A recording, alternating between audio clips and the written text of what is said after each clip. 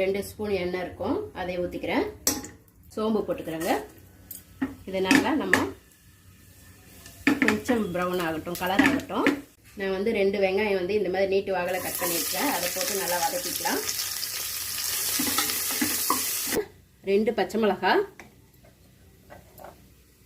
ஒரு 6 பல் பூண்டு போட்டுக்கிறேன்.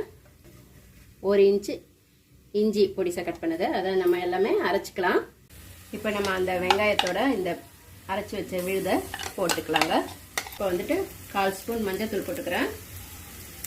மிளகாத்தூள் 1 ஸ்பூன் போட்டுக்கிறேன். கரம் மசாலா 1 ஸ்பூன் போட்டுக்கிறேங்க. இதை கலந்து விட்ட பிறகு 2 தக்காளி வந்து நீட்டாக கட் பண்ணியிருக்கேங்க. அதையும் நல்லா போட்டு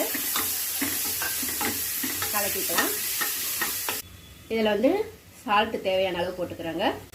நம்மளுக்கு இந்த அளவுக்கு வதங்கினதும் நான் வந்து இந்த கரண்டியில் ஒரு கண்டி தயிர் போட்டுக்கிறேங்க. இப்போ வந்து இதில் நான் 2 டம்ளர் தண்ணி ஊற்றிக்கிறேங்க. ஏன்னா நான் வந்துட்டு இதில் 1/4 கப்பு அரிசி எடுத்திருக்கேன். அதுக்கு நான் 2 கப்பு ஊற்றிக்கிறேன். நம்மளுக்கு தண்ணி நல்லா கொதிக்க ஆரம்பிச்சிருச்சுங்க. நான் அரிசியை போட்டுக்கிறேன். நான் வெங்காயம் தக்காளி வதக்கும் போது தான் அரிசியை தண்ணியில் போட்டேங்க. இதில் வந்து நான் ஒரு கைப்பிடி வந்து புதினா போட்டுக்கிறேன். ஒரு கைப்பிடி புதினா கொத்தமல்லி போட்டுக்கிறேங்க. இது எல்லாமே போட்டு நல்லா கலந்து விட்டுக்கலாம். நம்மளுக்கு 2 விசில் வந்துருச்சுங்க.